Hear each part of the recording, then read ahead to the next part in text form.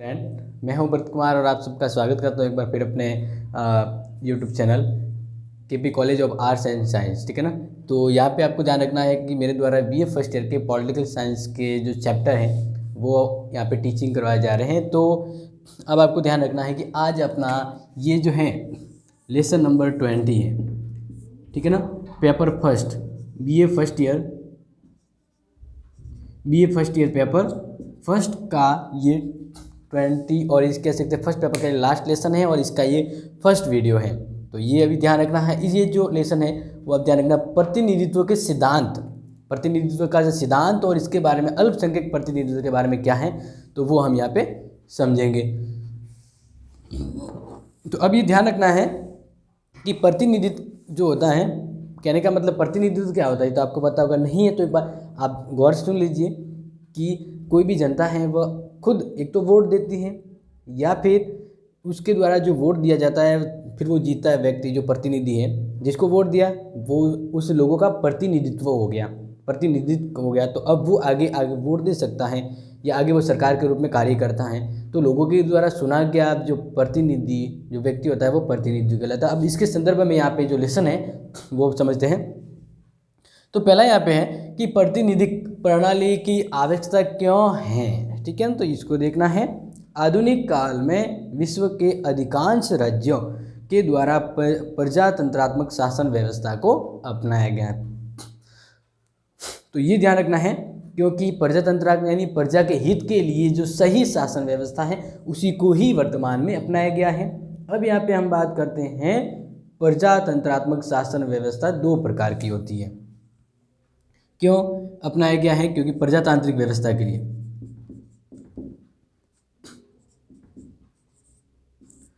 प्रजातांत्रिक व्यवस्था के लिए यहाँ पे बहुत ही जरूरी है। इसको थोड़ा सा हम चेंज कर लेंगे, प्रजातांत्रिक में प्रजातंत्र लिखें तो बेहतर रहेगा। तो देखिए,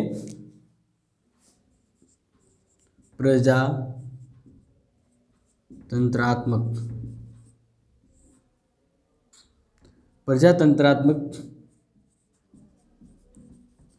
जो व्यवस्था है वो वर्तमान में लोकप्रिय है। सभी देशों में प्रजा के हित के लिए जो व्यवस्था अपनाई जाती है, और ये प्रजातांत्रिक व्यवस्था या कह दीजिए शासन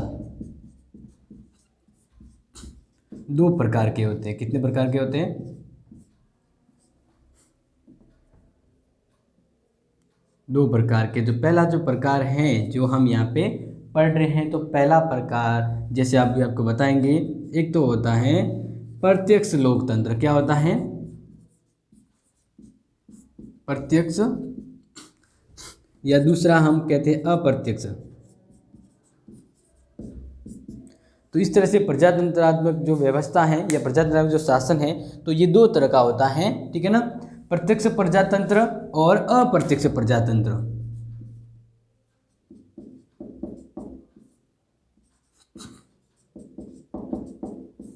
ठीक है ना।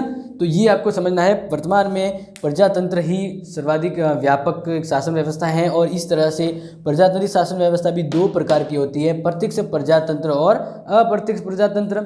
ये अब यहाँ पे ध्यान रखना है। तो इसके बारे में देखें कि प्रत्यक्ष प्रजातंत्र क्या होता है। तो प्रत्यक्ष प्रजातंत्र से आपको समझना है कि जो जनता है वह मतदान देती है, तो वो मतदान जिसको देती है वही शासन करेगा, वही सरकार के अंतर्गत काम करेगा।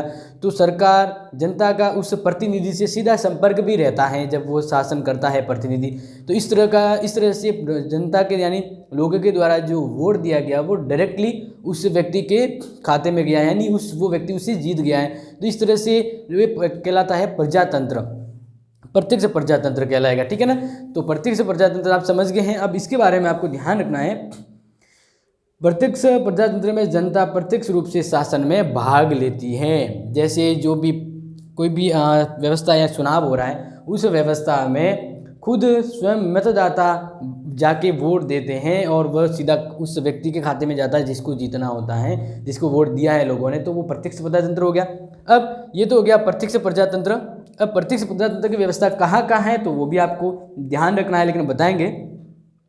अब यहाँ पे ध्यान रखना है कि अप्रत्यक्ष क्या हो गया। अप्रत्यक्ष का मतलब ये हो गया जैसे राष्ट्रपति का चुनाव। क्या? राष्ट्रपति का चुनाव। तो राष्ट्रपति के चुनाव में हम वोट नहीं डालना चाहते हैं तो क्या होता है, वो कैसे जीता है। तो ध्यान रखना, हमने प्रत्यक्ष प्रजातंत्र के तौर पर यानी प्रत्यक्ष रूप में जिस प्रतिनिधि को चुना था, ठीक है ना, वे प्रतिनिधि आगे राष्ट्रपति के चुनाव में मतदान करते हैं। यानी इस तरह से अप्रत्यक्ष रूप से जनता है वो राष्ट्रपति के चुनाव में भाग लेती है। तो ये प्रजातंत्र का कौन सा रूप होता है? अप्रत्यक्ष प्रजातंत्र, ठीक है। तो भारत में ये व्यवस्था भी है और ये व्यवस्था भी है, दोनों ही तरह की व्यवस्था है। और इस तरह के अब चुनाव के बारे में तो हम देखना है। वर्तमान समय के इस प्रतिनिधियात्मक शासन व्यवस्था में प्रतिनिधित्व, निर्वाचन और निर्वासन की प्रक्रिया में बहुत अधिक महत्वपूर्ण प्रश्न जो सामने आते हैं, हम यहाँ पे यही डिस्कस करेंगे कि प्रजातंत्र का जो संपूर्ण भवन है वो किस पर खड़ा है, प्रजातंत्र का जो स्ट्रक्चर वो कैसे बना है। तो इसके बारे में ये प्रजातंत्रीय व्यवस्था के अंतर्गत ये प्रत्यक्ष और अप्रत्यक्ष प्रजातंत्र की व्यवस्था की बात करें तो ये कैसे डिफाइंड होता है, कैसे बनता है। तो अब हम यहाँ पे आगे इसमें समझेंगे जो इम्पोर्टेंट है निर्वाचन पद्धति के बारे में।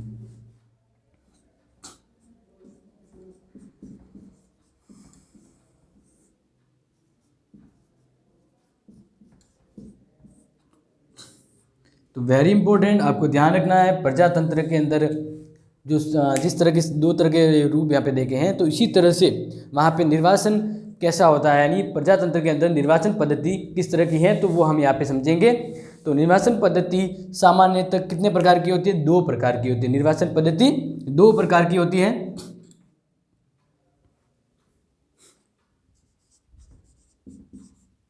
निर्वाचन पद्धति के प्रकार, तो पहला है निर्वाचन पद्धति का जो प्रकार है प्रत्यक्ष निर्वाचन, और दूसरा, ये तो क्या पहला, दूसरा जो है अप्रत्यक्ष।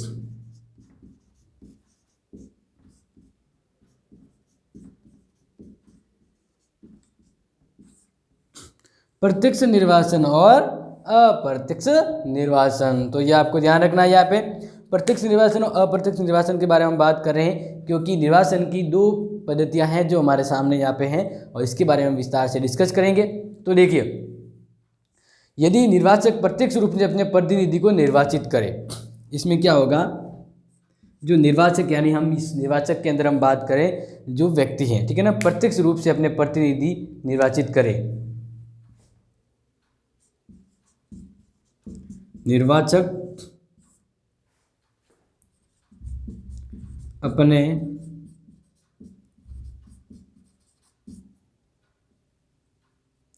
प्रतिनिधि को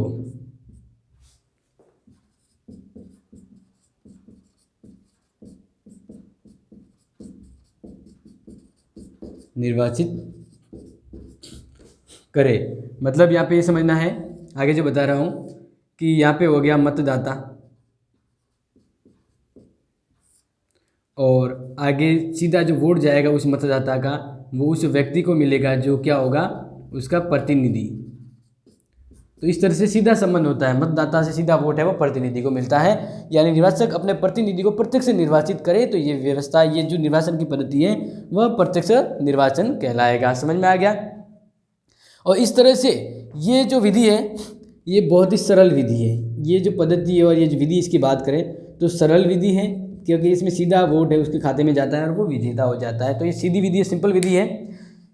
इसके अंतर्गत प्रत्येक मतदाता निर्वाचन स्थान पर विभिन्न उम्मीदवारों में से किसी एक के मतदान में देता है। 4 जने हैं, अब 4 में से मुझे एक को वोट देना है तो मतदाता सीधा, जो कोई भी मतदाता है ये जिसको पसंद करेगा उसको वोट देगा। तो यानी इसको जिसको भी, जैसे मैंने इसको वोट दे दिया, ठीक है ना, तो लगभग सभी जो लोग थे उन्हें ज़्यादातर वोट है इसको मिले तो लोगों ने सीधा इसको चुना। तो अब ज़्यादा वोट ये अगर आएगा, इसको जो ज़्यादा वोट मिलेंगे तो बाकी के कम है तो फिर ये है वो जीत जाएगा, ठीक है ना। तो इस तरह से जो एक व्यक्ति को ज़्यादा वोट मिलेंगे और वह सीधा मतदाता के द्वारा संपर्क में रहता है और सीधा वोट इसको मिलता है तो वह प्रत्यक्ष रूप में होता है और इस तरह से वो निर्वाचित हो जाता है। इसके अंदर यहाँ पे ध्यान रखना है कि जिस उम्मीदवार को सर्वाधिक मत प्राप्त होते हैं, प्रत्यक्ष में क्या होता है कि जैसे 4 जने थे, अब 4 उम्मीदवारों में से जिसको प्रत्यक्ष रूप में वोट जनता ने दिए, जिसको उम्मीदवार को ज़्यादा वोट मिले वो जीत जाता है। और इस तरह से यह जो विधि है बहुत ही सिंपल है, सीधा वोट उस प्रतिनिधि के खाते में, इस व्यक्ति के खाते में जाता है और जिसको ज़्यादा मिलेगा जनता के द्वारा वोट वो जीत जाता है। तो इसमें कोई मतलब डिफिकल्ट वाली बात नहीं है, सिंपल विधि है प्रत्यक्ष निर्वाचन। अब ये ध्यान रखना है कि यह जो विधि है वो व्यवस्थापन के प्रथम सदन के रूप में कार्य पद्धति के रूप में अपनाई जाती है। यानी इसके द्वारा व्यवस्थापिका का जो प्रथम सदन होता है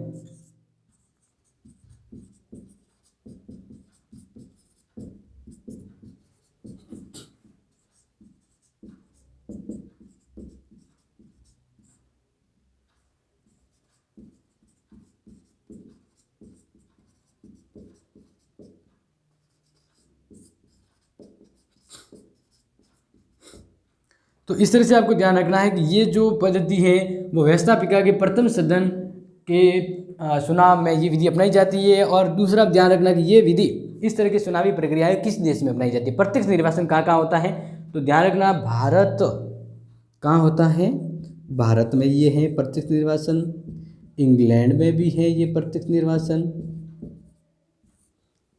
ठीक है ना, इंग्लैंड में भी है प्रत्यक्ष निर्वाचन, कनाडा में भी है ये प्रत्यक्ष निर्वाचन। आगे जैसे हम पढ़ते जाएं तो मैं आपको वही बता रहा हूँ। इसी तरह से अमेरिका में भी है,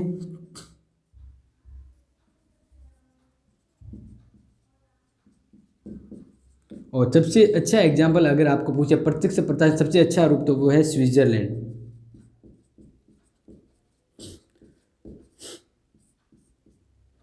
ठीक है ना, तो ये देश हैं जहाँ पे प्रत्यक्ष प्रजातंत्र का रूप है वो देखा गया है, सीधा वोटिंग और प्रतिनिधि चुने जाते हैं। तो इस तरह से आपको प्रत्यक्ष प्रजातंत्र से संबंधित डाउट नहीं होना चाहिए। नेक्स्ट आ जाते अप्रत्यक्ष निर्वाचन क्या होता है, तो इसके बारे में आप अच्छे से ध्यान दीजिए। मैं आपको यही बता रहा हूँ कि जब सामान्य मतदाता एक ऐसे निर्वाचक मंडल को चुनते हैं या एक ऐसे निर्वाचक मंडल का चुनाव करते हैं जो प्रतिनिधियों का चुनाव करती है, जब सामान्य मतदाता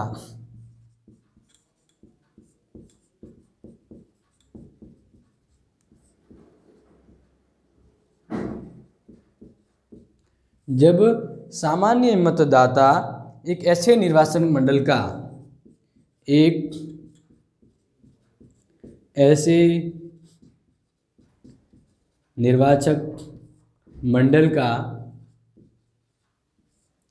एक ऐसा निर्वाचक मंडल वो बनाएंगे जो क्या करे, उनके हित के लिए कार्य करे। तो यहाँ पे ध्यान रखना है, जब सामान्य मतदाता एक ऐसे निर्वाचक मंडल का चुनाव करते हैं, एक ऐसे निर्वाचक मंडल का चुनाव करते हैं,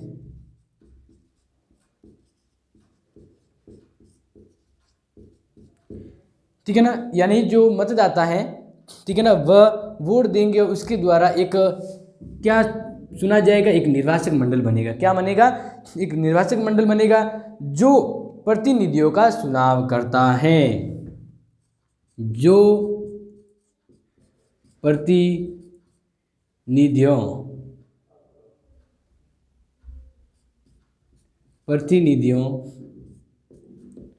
का चुनाव करते हैं।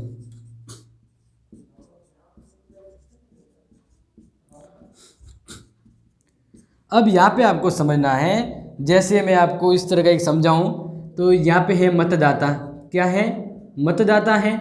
अब मतदाता बहुत सारे हैं, इन्होंने वोट दिया, इन्होंने क्या दिया, मत दिया। इनके मत से एक निर्वाचक मंडल बना, क्या बना, एक निर्वाचक मंडल बना।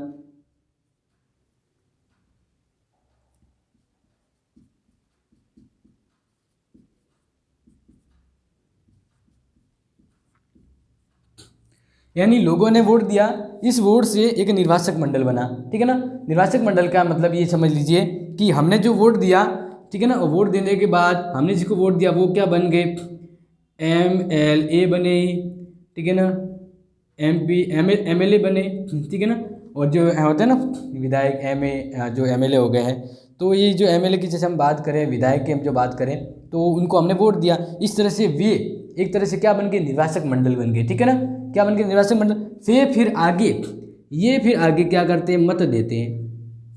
ये निर्वाचक मंडल क्या करते हैं, आगे वोट देते हैं, आगे जो इनके सामने होता है प्रतिनिधि, इनको वोट देते हैं, ठीक है ना, प्रतिनिधि को। अब इस प्रतिनिधि में से कोई भी, जैसे राष्ट्रपति का चुनाव हुआ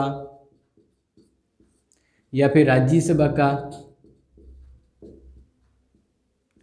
राज्यसभा के सदस्य।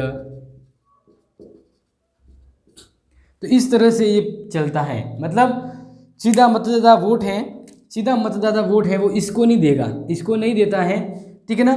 तो पहले इसको देगा वोट और यहाँ पे निर्वाचक मंडल होगा, यहाँ पे देंगे और ये एमएलए एमपी जो बनते हैं, मतलब वो जो बनते हैं वो यहाँ पे बने जाएंगे, ठीक है ना। यहाँ पे वोट दिया, ये बन गए, ये जनता के सीधे प्रतिनिधि हो गए। अब ये आगे जब राष्ट्रपति या किसी का चुनाव करना हो तो एक तरह से निर्वाचक मंडल की भूमिका निभाते हैं। तो ये इनका प्रतिनिधित्व ये मंडल करेगा और ये आगे वोट देगा, ये वोट देगा। तो इस तरह से हम ये क्या कह सकते हैं कि ये जो मतदाताओं ने जिस तरह से वोट दिया है, ठीक है ना, वो डायरेक्ट नहीं दिया है, तो इसको हम क्या कहते हैं, अप्रत्यक्ष निर्वाचन। अप्रत्यक्ष निर्वाचन हुआ, ठीक है ना, क्योंकि डायरेक्ट तो नहीं चुना गया था ना, अप्रत्यक्ष रूप से। तो ये आपको ध्यान रखना है और ये इस तरह से बहुत ही अच्छे से आपको समझ में आ जाएगा। तो ये होता है अप्रत्यक्ष निर्वाचन। अब इसमें जैसे संयुक्त राज्य अमेरिका के राष्ट्रपति की बात हो या भारत के राष्ट्रपति की, और इस तरह से चुनाव कहाँ होता है, अमेरिका का राष्ट्रपति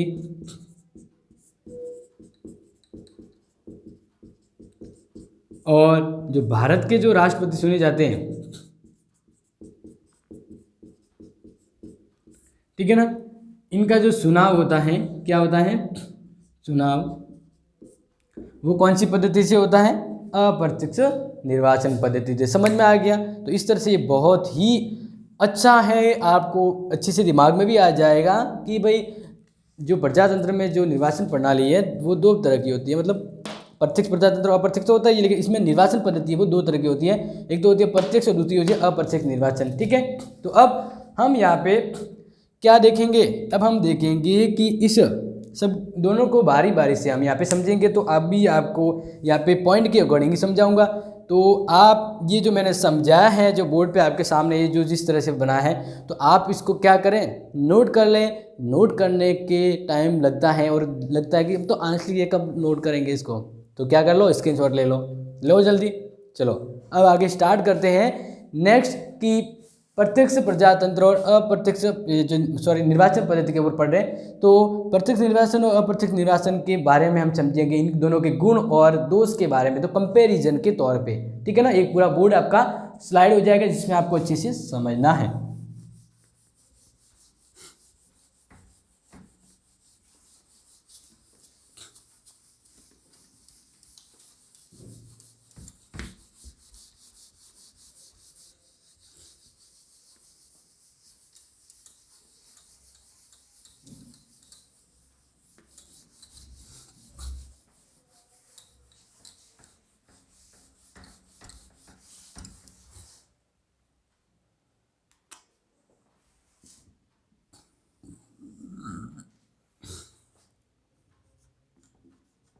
यहाँ पे हम देख रहे हैं प्रत्यक्ष निर्वाचन,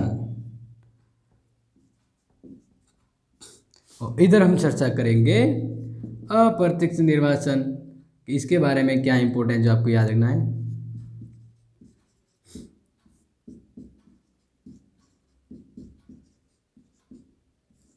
ठीक है ना, ये आपको ध्यान रखना है। प्रत्यक्ष निर्वाचन और अप्रत्यक्ष निर्वाचन, इनके बारे में। तो सबसे पहले प्रत्यक्ष क्या निर्वाचन क्या होता है, अप्रत्यक्ष तो समझा दिया मैंने। अब आपको ध्यान रखना है, यहाँ पे जो समझा रहा हूँ मैं, वेरी इंपॉर्टेंट, और वो यहाँ पे समझना है कि इसके गुण हम समझेंगे। प्रत्यक्ष जो निर्वाचन है इसके गुण, और गुण हम यहाँ पे पॉइंट टू पॉइंट समझेंगे। तो पहला प्रजातंत्र के अंतर्गत हम देख रहे हैं प्रत्यक्ष निर्वाचन। तो प्रत्यक्ष निर्वाचन का हमने समझ लिया क्या होता है। तो प्रत्यक्ष निर्वाचन है, इसके गुण क्या है। तो पहला गुण है प्रजातंत्र धारणा के अनुकूल निर्वाचन। एक ऐसा है प्रजातंत्र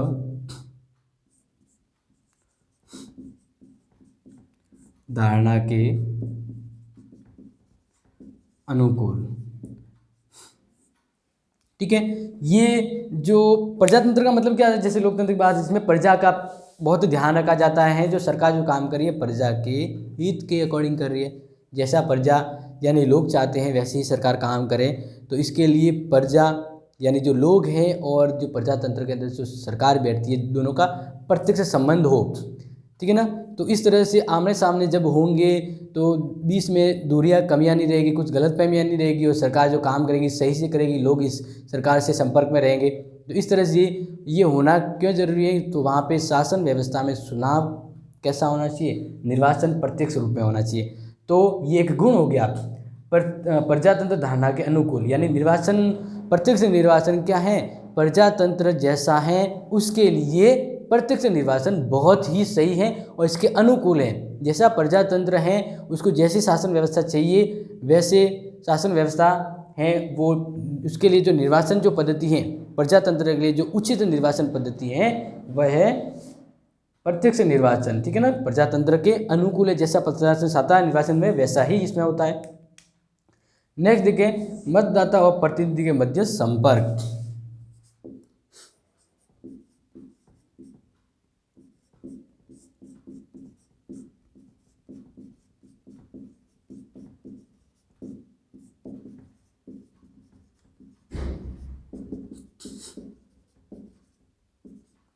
तो यहाँ पे अब देखिए ये वेरी इंपॉर्टेंट हो जाता है कि प्रत्यक्ष का मतलब होता है मेरा और आपसे डायरेक्ट अगर कम्युनिकेशन हो रहा है। अब डायरेक्ट नहीं हो रहा है, क्यों, क्योंकि मैं ये या मतलब शूट कर रहा हूँ, ठीक है ना।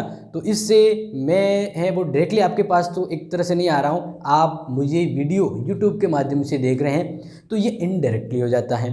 तो अब डायरेक्ट यानी जैसे आप क्लास में बैठे और मैं पढ़ा रहा हूँ, तो ये एक तरह से डायरेक्ट होता है, मेरा आपसे संपर्क होता है। तो वैसे ही प्रत्यक्ष निर्वाचन में मतदाता और जिसको वोट देना है जो प्रतिनिधि, इनके बीच से सीधा संपर्क होता है और मतदाता जिस प्रतिनिधि को वोट देता है और वो जो वोट देगा वो उसके ही खाते में जाएगा। इस तरह से प्रत्यक्ष निर्वाचन में क्या होता है, मतदाता और प्रतिनिधि के मध्य संपर्क रहता है और ये बहुत ही अच्छा गुण होता है, यहाँ पे ध्यान रखना है इसके बारे में। नेक्स्ट यहाँ पे हम देखें, इसका तीसरा गुण है राजनीतिक शिक्षा।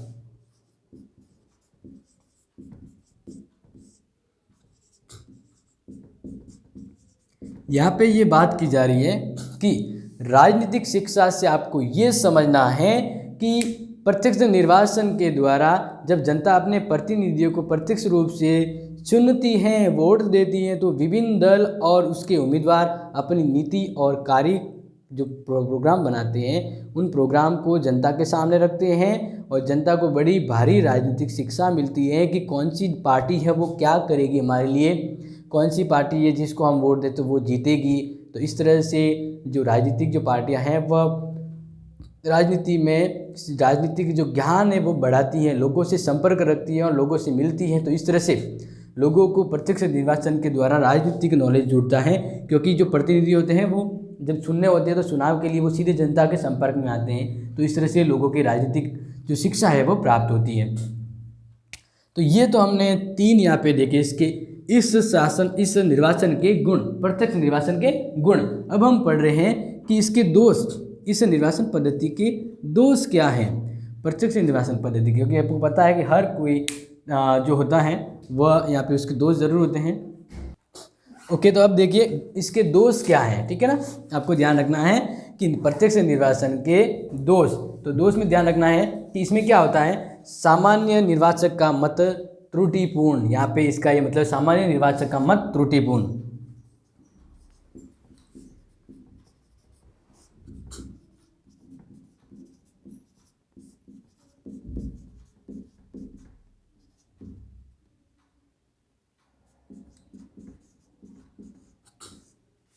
तो अब इसको कैसे समझना है, तो आप एक बात समझ लीजिए, मैं आपको बता देता हूँ ये क्यों इसकी आलोचना कमी है, क्यों इसकी ये कमी है। तो ये आपको यहाँ पे ध्यान रखना है, मैं इसकी कमी की यहाँ पे बात कर रहा हूँ।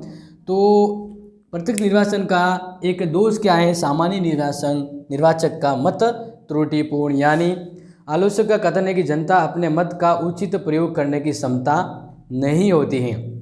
लोगों को ये नॉलेज नहीं होता है कि किसको मतदान दे, या कौन व्यक्ति है जो सरकार में आएगा तो वो काम करेगा, अच्छे से करेगा या नहीं करेगा, कौन है जो भ्रष्टाचार नहीं करेगा। तो इस तरह से जनता है जो वोट तो देती है, लेकिन अगर उनके द्वारा किसी ऐसे व्यक्ति को वोट दिया जाए जो लोकतंत्र के गुण उसमें नहीं है, लोक शासन व्यवस्था की शिक्षा नहीं है, तो इस तरह से सामान्य निर्वाचक जो होते हैं, मतदाता होता है, उसका फिर वो मत है वो गलत हाथों में जाता है, यानी त्रुटिपूर्ण हो जाता है, क्योंकि वह अगर कोई जो मत दे रहा है उनको ज्ञान नहीं है कि आगे जो प्रतिनिधि जो जिसको वोट दे रहे हो कैसा है, या फिर जो मतदाता है उसको पर्याप्त ज्ञान नहीं है, पर्याप्त नॉलेज नहीं है मत का कि एक मत का कितना मूल्य होता है। तो इस तरह से वह किसी को भी ऐसे उठपटांग मत दे दे तो उस मत का जो है वैल्यू खत्म हो जाता है, मत है वो त्रुटिपूर्ण हो जाता है। तो इस तरह से ये इसका डायरेक्ट कोई मतदाता मत देने जाए, उसको ज्ञान ही नहीं है इसकी वैल्यू क्या एक मत की और किसे देना चाहिए, तो इस तरह से वो मतदाता का जो मत है वो त्रुटिपूर्ण हो जाता है। ठीक है ना। नेक्स्ट यहाँ पे ध्यान रखना है, दूसरा हम यहाँ पे देखें सार्वजनिक शिक्षा का तर्क।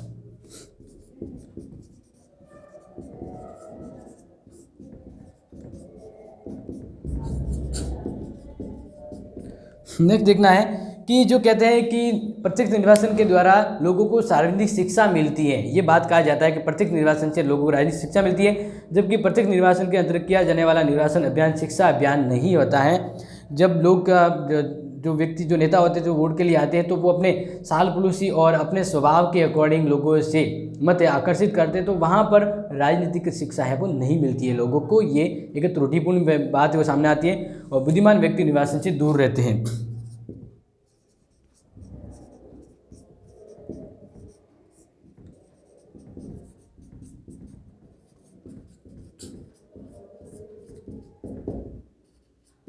दूसरा क्या है, प्रत्यक्ष निर्वाचन के अंतर्गत जो समझते हैं कि भाई अब वो वोट देना है तो सामने जो प्रतिनिधि जो आज खड़े हुए हैं तो ये दोनों ही ऐसे हैं जो सरकार के काम के नहीं, तो इस तरह से जो जानता है बुद्धिमान व्यक्ति है वो तो फिर वोट देगा ही नहीं, डायरेक्ट वोट देने की जाएगा भी नहीं, क्योंकि जो प्रतिनिधि खड़े हुए अगर सही नहीं है तो इस तरह से बुद्धिमान व्यक्ति है वह उस प्रत्यक्ष प्रजातंत्र में वोट देने की जरूरत ही नहीं समझेगा अपने आप को और वह इससे दूर हो जाएगा। तो इस तरह से ये भी है कि प्रत्यक्ष प्रजातंत्र अपव्ययी भी होता है। अपव्ययी होता है और यहाँ पे डायरेक्ट जब जनता जाती है वोट देने तो इस तरह से वहाँ पे व्यवस्था नहीं होती, क्योंकि पूरी जनता है वो डायरेक्ट रूप में उस प्रतिनिधि के लिए वोट देने उस वोट बैंक के वहाँ पे जाएगी, तो इस तरह से वहाँ पे व्यवस्था नहीं होना। प्रत्यक्ष प्रजातंत्र में कमी क्या होती है कि लोग वहाँ पे वोट तो देने जाए लेकिन वहाँ पे व्यवस्था नहीं होती है और पक्षपात जैसा कोई देखने को मिल जाता है, तो ये दोष होते हैं। अब हैं हम पढ़ते हैं अप्रत्यक्ष प्रजातंत्र, तो इसके गुण क्या हैं। अप्रत्यक्ष प्रजातंत्र के गुण क्या है तो आपको समझना है, क्योंकि ये तो हमने इनका समझ लिया। अब अप्रत्यक्ष प्रजातंत्र क्या है तो बता दिया, जैसे राष्ट्रपति का चुनाव है तो लोग वहाँ पे डायरेक्ट तो नहीं जा सकते, तो ये तरीका वहाँ पे अप्रत्यक्ष चुनाव कहा जाता है। तो इस वजह से इसकी पहला गुण क्या है, योग्य व्यक्तियों का निर्वाचन संभव।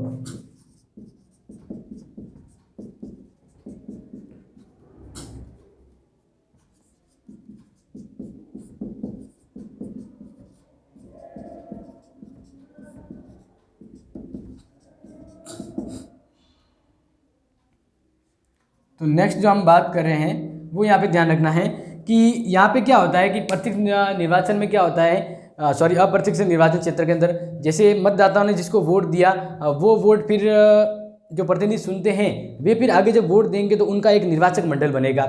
तो निर्वाचक मंडल के अंदर वही योग्य व्यक्ति होंगे जो राजनीति की नॉलेज रखते हैं, तो इस तरह से वे फिर आगे जिसको वोट देंगे, राष्ट्रपति जिसको बनाना है, तो इसके लिए जो निर्वाचक मंडल है वो मतदाताओं से काफ़ी जानकार होता है, उसमें राजनीतिक नॉलेज होता है। तो इसलिए अप्रत्यक्ष निर्वाचन में योग्य व्यक्तियों का निर्वाचन हो जाता है। फिर वो आगे जो चुना जाएगा तो अप्रत्यक्ष निर्वाचन में जो चुना जाता है, जो प्रतिनिधि बनेगा वह योग्य व्यक्तियों का एक संभव होता है। यानी ये तरह समझना है कि अप्रत्यक्ष निर्वाचन में योग्य व्यक्तियों का निर्वाचन होता है। कैसे योग्य व्यक्तियों का निर्वाचन होगा, योग्य जो उस शासन व्यवस्था के अनुकूल है।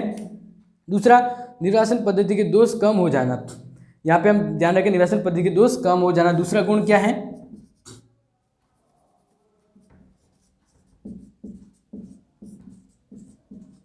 निर्वाचन पद्धति के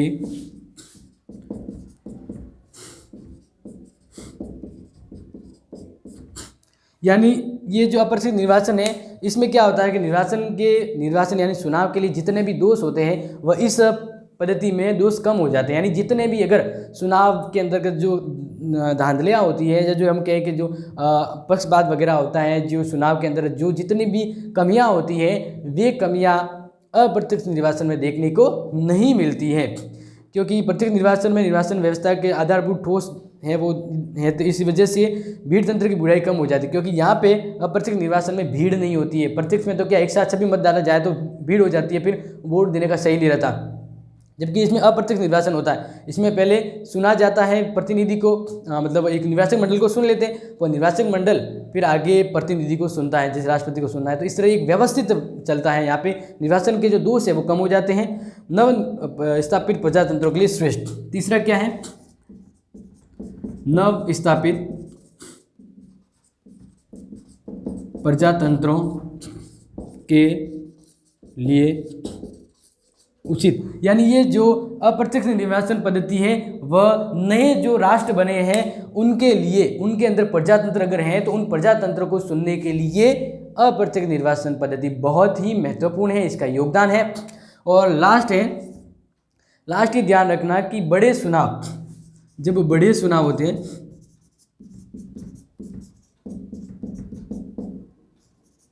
बड़े चुनाव क्षेत्रों में लाभप्रद, तो ये यहाँ पे ध्यान रखना, ये एक तरह से इंपॉर्टेंट क्यों है? क्योंकि भारत के अंदर जब चुनाव होते हैं, भारत एक अपने आप में बहुत बड़ा देश है, तो वहाँ पे चुनाव डायरेक्ट नहीं हो पाते। जो जैसे अपने बड़े बड़े जो चुनाव, जैसे राष्ट्रपति का चुनाव वगैरह है, राज्यसभा का चुनाव वगैरह, प्रतिनिधियों का, तो वहाँ पे लोगों से डायरेक्ट मतदान कहा जाए तो ये अव्यवस्था हो जाती। इतना बड़ा देश और सब वोट डालने की प्रक्रिया कैसे करें? तो इस तरह से जब कोई बड़ा चुनाव क्षेत्र हो, बड़े स्तर पर जब चुनाव करवाना हो, तो इसके लिए चुनाव की कौन सी पद्धति बेहतर रहती है? अप्रत्यक्ष निर्वाचन पद्धति है वह सही और बेहतर रहती है चुनाव के लिए। बड़े चुनाव क्षेत्रों के लिए ये निर्वाचन पद्धति जो बहुत अच्छी है, इसलिए इसका गुण हो गया।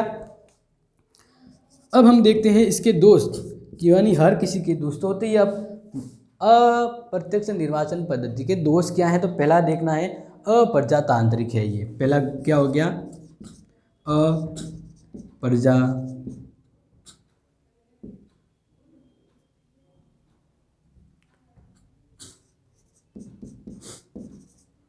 अप्रजातंत्रात्मक का मतलब यहाँ पे हो जाता है कि ये जो व्यवस्था है, यहाँ पे आपको समझना है कि लोग, अप्रत्यक्ष होता है ना, तो मतलब हम जैसे जो जनता है वो डायरेक्ट उस प्रतिनिधि को नहीं सुन पाती है। तो प्रजातंत्र का मतलब क्या होता है कि लोगों का उस प्रतिनिधि से, सरकार के उस व्यक्ति से सीधा संपर्क होता है जो सरकार चला रहा है। लोगों ने जिसको वोट दिया और लोग उससे संपर्क में रहते हैं। इस तरह से लोग और यानी जो व्यक्ति है जिसको सुना गया है और लोग दोनों जब संपर्क में रहते हैं तो ये प्रजातंत्र के लिए बहुत जरूरी होता है, प्रत्यक्ष प्रजातंत्र की तरह।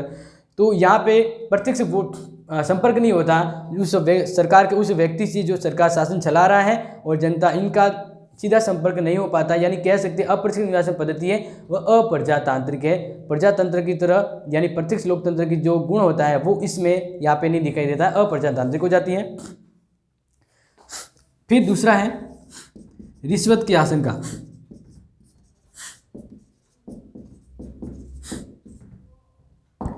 अब ये कैसे, तो आपको समझना है, मैं आपको बता रहा हूँ कि अप्रत्यक्ष निर्वाचन में निर्वाचक मंडल के सदस्यों की संख्या कम होने के कारण उम्मीदवारों को उन तक पहुंचना और धन के प्रलोभन के कारण उन्हें अपनी ओर खींच लेना सरल हो जाता है।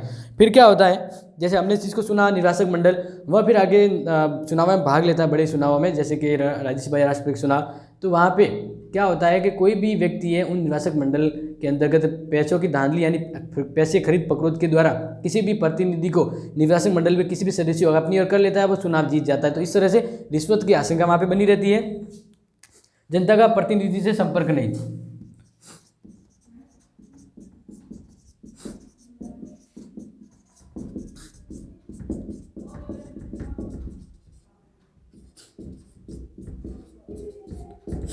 तो यहाँ पे क्या होता है, जैसे मैंने बताया ना कि डायरेक्ट लोग हैं जो अप्रत्यक्ष निर्वाचन के द्वारा जो सुना जा रहा है, जो जीत जाता है, तो उसका और लोगों से सीधा संपर्क तो होता ही नहीं है, क्योंकि इसके बीच में एक निर्वाचक मंडल होता है। जनता उस निर्वाचक मंडल को वोट देती है और सुनती है और वो आगे राष्ट्रपति या उसके चुनाव में भाग लेता है। तो इस तरह के जनता का उस अप्रत्यक्ष व्यक्ति जो सुना गया उससे संपर्क नहीं हो पाता, तो जनता का प्रतिनिधि से सीधा संपर्क नहीं हो पाता है। और नेक्स्ट देखें, दल पद्धति के कुप्रभाव न्यून नहीं।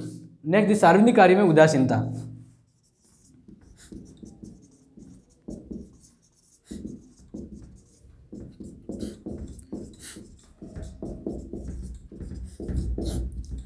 तो ये अपना एक लास्ट अंतिम पॉइंट ये है कि क्या होता है कि यदि जनता को प्रत्यक्ष रूप से अपने प्रतिनिधि निर्वाचित करने का अधिकार नहीं होता, डायरेक्ट जनता को अपना प्रतिनिधि सुनने का अधिकार नहीं होगा, तो संभव है कि साधारण जनता सार्वजनिक कार्यों में उदासीन हो जाएगी। यानी हमें किसी से सीधा संपर्क में नहीं लाया जाए तो हमें उस व्यवस्था में योगदान देने का कोई मतलब ही नहीं रहता।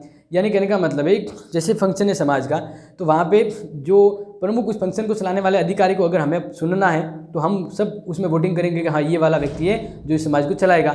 लेकिन हम उसको उस व्यक्ति को नहीं बना रहे और कोई दूसरा ही व्यक्ति उस समाज को चलाने के लिए बना दें, तो इस तरह से हम फिर उस समाज में सहयोग नहीं करते।